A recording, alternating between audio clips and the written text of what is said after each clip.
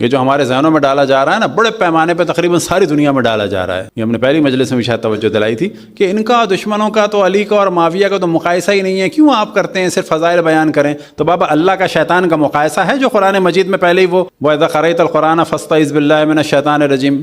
کیا بابا، کیا اللہ کا شیطان کا مقایسہ ہے کوئی؟ شیطان تو ملک بھی نہیں تھا، انسان بھی نہیں تھا، اشرف المخلوق انسان ہے، وہ تو جنوں میں سے تھا. کیا ایک جن کا مقابلہ اللہ سے کوئی کہا جائے گا؟ نہیں، مقابلہ شقابلہ تو کچھ نہیں ہے. جو بھی اللہ کے مقابلے میں آئے، چاہے وہ بت ہو چاہے وہ شیطان ہو، اس کی مخالفت کرنی ہے. یہ مسئلہ مقایسے کا نہیں ہے. جو بھی انبیاء کے مقابلے میں آئے، چاہے وہ کوئی بھی ہو، اس کی مخالفت کرنی ہے. یہاں پر موازنہ نہیں ہو رہا ہے. جو بھی اہل بیت کے مقابلے میں آئے اس کو رد کرنا ہے، چاہے وہ کوئی مرد ہو چاہے کوئی عورت ہو. مقایسہ نہیں ہے یہاں پر.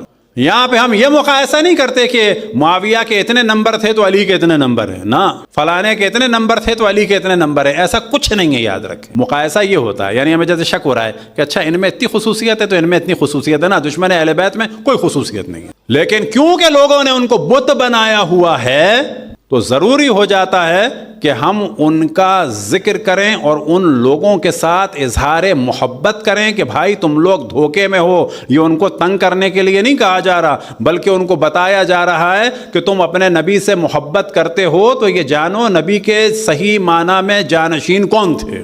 جانو کہ رسول نے تمہارے کن کو صدیق اکبر کہا تھا، جانو کہ تمہارے نبی نے کن کو امام کہا تھا، جانو کہ تمہارے نبی نے کن کو صدیقہ کہا تھا. ایسا کوئی صدیق نہیں ہو سکتا کہ جو قرآن پر تہمت لگائے. کوئی صدیقہ نہیں ہو سکتی کہ جو جھوٹا مسئلہ بیان کرے. صدیقہ اگر کوئی ہے تو وہ طیبہ طاہرہ فاطمہ الزہرا ہے.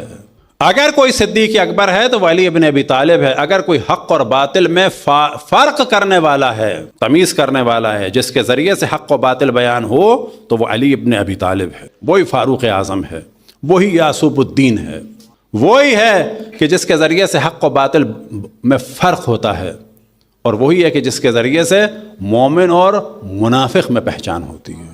بس یہ بھی کلیئر رہنا چاہیے کہ دوسرے کو بتایا جائے تو اس کو ایریٹیٹ کرنے کے لیے نہیں ہوتا، بلکہ اس کو پیار سے، محبت سے، دلائل کے ساتھ کیوں بتایا جائے.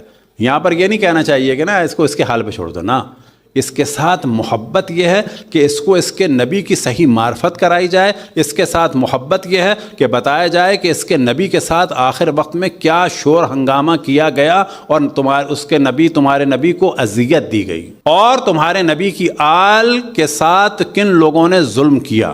یہ ان کے ساتھ ظلم نہیں ہے، یہ ان کے ساتھ بھلائی ہے. اور خصوصاً بتایا جائے کہ تمہارے نبی کی بیٹی کے ساتھ کیا ہوا. تمہارے نبی کی بیٹی کے گھر کا گھراؤ ہوا، در کو جلایا گیا.